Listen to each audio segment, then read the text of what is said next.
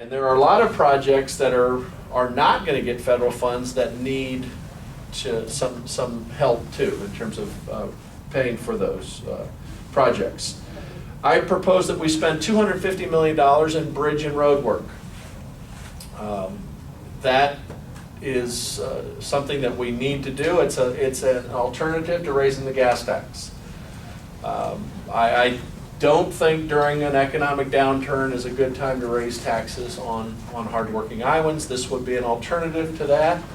It would complement the $360 million that we already have secured in federal funds for roads and bridges. We would have up to 250 more.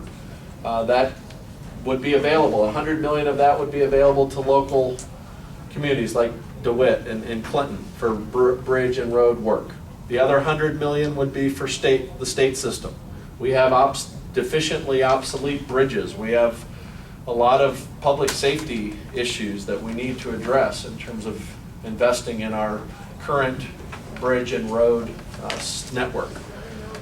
The final piece of the 250 million for bridges and roads would be for alternative energy infrastructure to help to build out our renewable energy infrastructure, to invest in the grid, to invest in telecommunications. I heard the mayor speak passionately about his commitment to renewable energy, and I know there's some great things happening in Clinton in this area. So we could help you really open up that network, that marketing opportunity to the rest of the world with this infrastructure commitment related to renewable energy.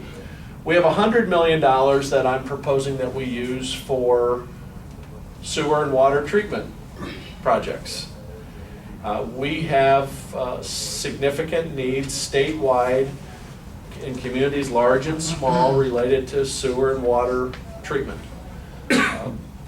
The good news here is that for every dollar that a state invests in these projects, we can draw down as much as $3 in federal funds.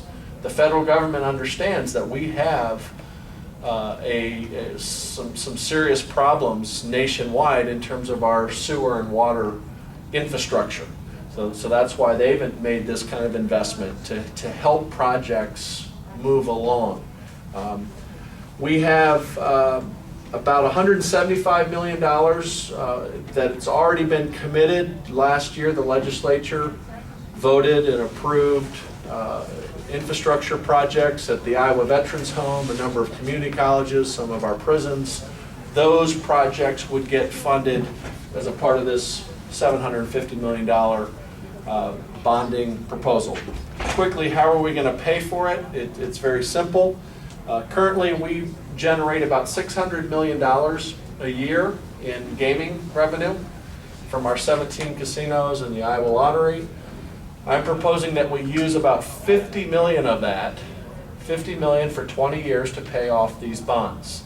So even if we see a decline in gaming revenue, which can occur during a recession, we're still talking about a small fraction of the total amount that comes in from gaming sources. We also invest currently about $200 million of that $600 million in gaming revenue in infrastructure anyway. So this would be a natural use of that money. It's not like it's currently going for education or healthcare. It's already being used for infrastructure, and we would basically just leverage that 50 to move forward on these projects across the state. Finally, we have a very low debt level.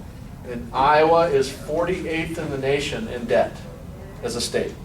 We've been very conservative. I think it's been a very good thing. But that suggests that we have capacity to borrow money in a responsible way and to pay it off. Most states that are going through this tough economic downturn would love to be in the position that we're in, because we can borrow for infrastructure investments, which will create jobs. We have a AAA bond rating. We're one of just 11 states in the nation that has a AAA bond rating, which is the highest bond rating that you can get. We earned that distinction last year. Only 2 states in 2008 received a AAA bond rating, and we were one of them.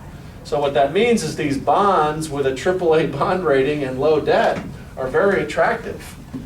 That we could get a very low interest rate on this money. And so I want to use that leverage that we have to create these good construction jobs, to modernize our infrastructure, to allow communities like DeWitt and Clinton to move forward fast on some exciting economic development projects. So I really appreciate the great work that's been done here at the local level on these projects. You have the opportunity, if we can get this passed, to qualify for significant funds that will help you move forward on some of these projects. But we need the legislature to make it happen in the next few weeks. I think we have a lot of momentum there. I was very encouraged yesterday. I had good meetings with both Republican and Democratic legislative leaders. I think that the great work that's been done at the local level with respect to these 3,800 shovel-ready projects, that's having an impact. The legislators are taking note. And this is not about partisan politics.